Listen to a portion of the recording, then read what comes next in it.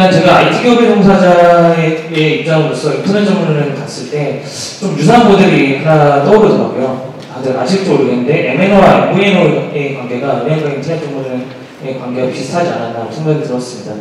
MNO는 모바일 네트워크 오퍼레이터, 그래서 뭐 이동통신사죠. 세계 이동통신사가 있고, MVNO는 가상 이동통신망 사업자로서 국내에서는 이제 알뜰폰이라는 브랜드 이름으로 많이 알려져 있습니다.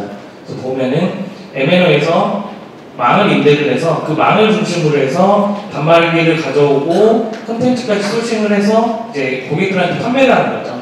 그래서 어떻게 보면은 우리가 이용하는 휴대폰을 똑같이 이용을 한다고 볼 수 있습니다. 이런 MVNO의 장점이 뭐냐면은 일단 번호를 그대로 사용할 수 있죠. 그리고 요금도 이동통신사 대비해서 50% 정도가 절약된다고 합니다. 그리고 통화품질은 당연히 우수할 수밖에 없죠. 이동통신망을 그대로 이용하기 때문에 우수하고, 그리고 대부분의 단말기, 주파수만 맞는다면 대부분의 단말기를 MVNO에서 그대로 이용을 할 수 있습니다. 그리고 앞서 얘기했듯이 30여 개의 사업자가 있기 때문에 선택의 폭이 넓고, 아직까지는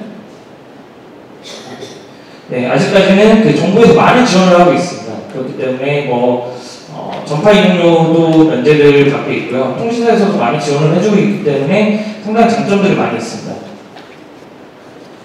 이 MVNO 사업자의 그 이동통신 가입자 수를 보면은 한 9% 정도, 10%가 조금 안 되죠. 상당히 많은 분들이 이용하고 있습니다. 아마 여기 계신 분들 대부분들은 MVNO를 이용하시는 분들은 없을 거예요. 왜냐하면은 MVNO의 주 시장은 선불 가입자 시장이라고 볼 수 있습니다.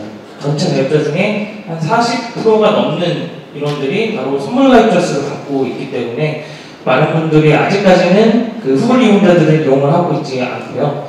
이 부분이 바로 그 MVNO에 어떻게 특화된 시장으로 볼 수 있습니다. 그렇기 때문에 아직까지는 원래 후불을 해야지 좀 돈을 많이 벌고 수익을 남기게 되거든요. 하지만 선불 위주로 그 가입자가 선정되어 있기 때문에 아직까지 많은 수익은 내고 있지 못합니다. 그래서 MVNO의 한계에 대해서 얘기를 해보면은 이거는 사실 MNO의 대체 서비스예요. 이동통신의 대체 서비스에 불과하고 추가적인 차별화된 서비스는 없습니다. 그리고 이동통신사가 제공하는 결합이나 멤버십 할인 같은 것도 제공하지 못하고요. 기존의 본질 서비스가 만족도가 상당히 높죠. 이 말은 MNO의 이동통신, SK나 KT나 LG U+나 이미 핸드폰 사용하는 데 만족도가 높아요. 그래서 굳이 싼 가격에 MNO를 이용할 필요가 없다고 많이 느끼죠. 그리고 앞서 말씀드렸듯이 수익성이 좋지 않습니다. 제가 이 얘기를 드렸던 게, 제가 그 IT 기업에 근무하는 사람으로서 그 인터넷 전문을 봤을 때 MNO가 이런 단점이 있는데, 이런 단점들을 인터넷 전문은행도 똑같이 가지고 있지 않나 하고 생각이 들었어요. 마찬가지로 은행의 대체 서비스에 불과하고 차별화 포인트가 아직까지는 명확하게 나온 것이 없고요. 그리고 은행에서 제공하는 기존의 서비스들도 아마 그대로 이어받지 못할 것 같고요. 그리고 기존의 금융권에 대한 서비스가 너무 잘 되어 있죠. 그래서 만족도가 조금 더 떨어질 수도 있고 수익성이 명확히 보이지가 않습니다. 그래서 제가 MVNO를 한번 앞서 설명을 해봤는데요. 그렇다면은 인터넷 전문은행을 앞에 봤던 MVNO랑 뭐가 다를까를 생각을 해봤습니다.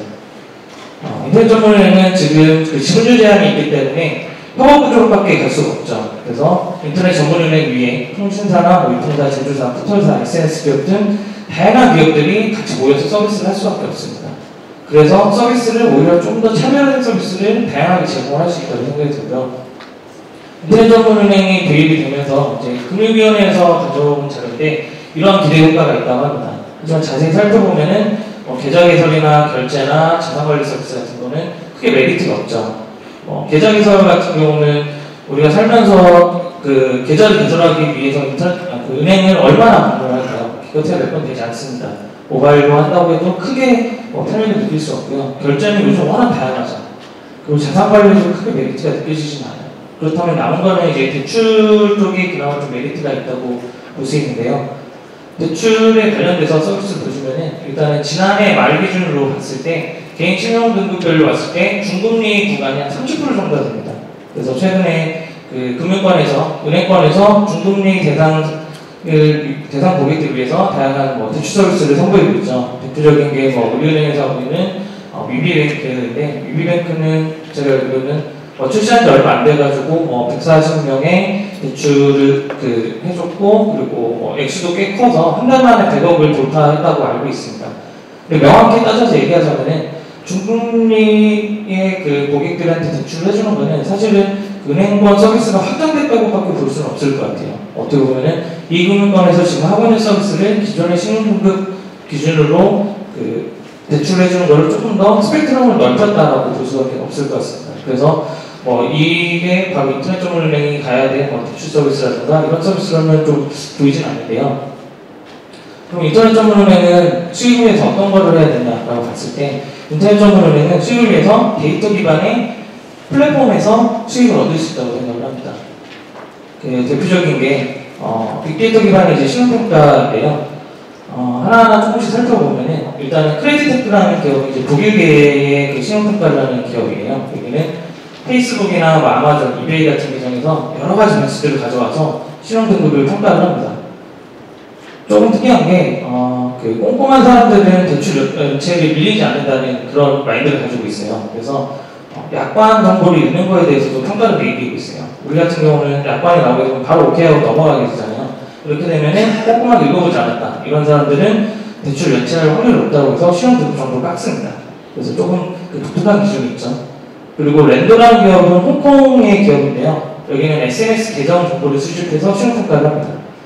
그 신용 대출을 신청한 사람들에게 동의를 얻어서 일단 페이스북 정보를 싹 가져오게 되는데요. 페이스북 상에 있는 친구 목록을 비롯해서 결혼을 했고, 그리고 관심사는 뭐고, 사진, 동영상, 그리고 다양한 관심사 정보를 가져와서 평가를 하게 되는데요. 조금 특이한 것은 랜도에서 이미 그 신용평가를 매긴 친구들 중에서 신용등급이 낮은 친구랑 친구를 맺으면 제품가까지 같이 내려가게 돼요. 그러니까 친구들은 끼리끼리 움직인다고 생각을 해서 그렇게 되는지 모르겠는데, 그래서 조금 독특한 SNS 기반의 그 신용등급을 평가를 하고 있고요. 그리고 옴덴 같은 경우는 소상공인 대상의 전문 그 신용평가와 대출을 합니다. 옴덴의 CEO의 마인드는 소상공인 자영업자들은 너무 바빠서 은행에 갈 시간이 없다라고 생각을 합니다. 그래서 은행에 갈 필요 없이 내 자리에서 온라인으로 대출해서 바로 이 길에 대출금 받을 수 있는 그런 서비스를 구현을 했고요. 여기도 조금 특이한 점은 SNS 정보까지 가져오게 되는데, 일단 기본적으로 금융정보들 다 가져옵니다. 그러고 나서 온라인에 공개되어 있는 SNS라든가 아니면은 우리나라 따지면 맛집 리스트 쭉 나와 있고 별로 총점 평가하고 댓글로 이 집은 별로야, 이 집은 괜찮아라고 댓글 다는 정보 있잖아요. 그 정보까지 싹 가져오게 돼서 신용평가에 영향을 미쳐서 등급을 매기게 됩니다. 그리고 피코라는 데가 있는데요. 이 피코는 여기도 미국계 기업인데, 여기는 정말 좀 특이한 것이 신용 정보를 평가하는데 신용 등급을 보지 않습니다. 신용 등급을 보지 않고 그냥 그 사람이 통신료나 전기료, 수도세 이런 것들을 얼마나 많은 양을 잘 내고 있느냐, 이것만 모두 신용 등급 평가를 해요. 왜냐하면 이제 미국에서는 신용 정보가 없는 사람들이 많이 있습니다. 불법 출자들도 있고, 혹은 우리나라로 따져도 학생이라든가 이런 그 금융권 거래가 없는 사람들 있잖아요. 아예 그쪽에 특화돼서 이제 신용등급을 평가를 해서 대출해주는 서비스를 만들었어요. 어떻게 보면 인터넷점은행은 기존의 그 신용등급 평가와는 다른 방식으로 등급을 매겨서 대출하는 것이 오히려 새로운 시장을 개척하는 하나의 방법이라고 생각을 하고 있습니다. 그리고 대출을 위해서는 우리가 꼭 금융기관을 찾아갈 필요는 없죠. 돈을 빌리기 위해서 가장 좋은 방법은 옆에 사람한테 나 얼마만 빌려줘 라고 얘기를 하는 것처럼 사람한테 빌리는 게 오히려 때로는 더 편할 수도 있습니다.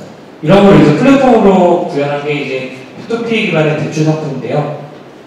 보시면은 투자자와 차입자는 P2P 플랫폼에서 중개를 해줍니다. 그래서 양쪽에서 수수료를 취하고 돈이 대출과 이자로 주고받고 하게 되죠.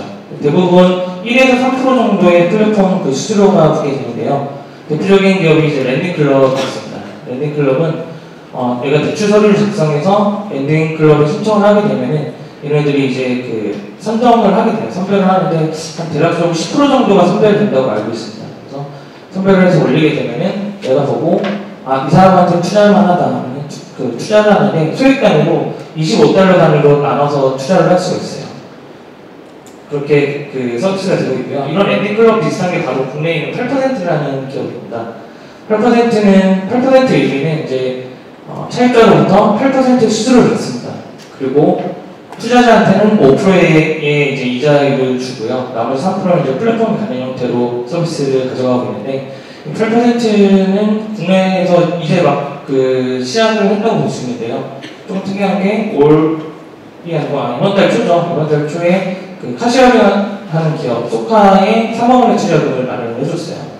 그리고 그 최종 목표가 이번 달 내로 13억 원을 네 차례에 걸쳐가지고 그 자금을 마련해 주는 게 8%가 지금 추진을 하고 있다고 합니다. 그래서 소카가 만약에 13억을 대출받게 되면은 국내에서 P2P 대출로서는 가장 많은 액수를 기록을 하게 된다고 하고요. 이 8%는 그 전체 투자금의 10% 정도를 그 개개인으로 나눠서 투자를 할 수가 있습니다. 그리고 여기가 자랑을 하는 점은 그 투자자들, 그러니까 돈을 받아가는 대출자들의 신용 등급이 1에서 6등급 사이에 있는 고객들이기 때문에 안전하게 수익률을 확보할 수 있다고 얘기를 하고 있습니다. 네, 빅데이터 기반의 앞서 대출 서비스들도 제공을 하시는데요. 반대로 이제 자산관리 서비스들도 빅데이터 기반으로 제공을 할 수가 있습니다.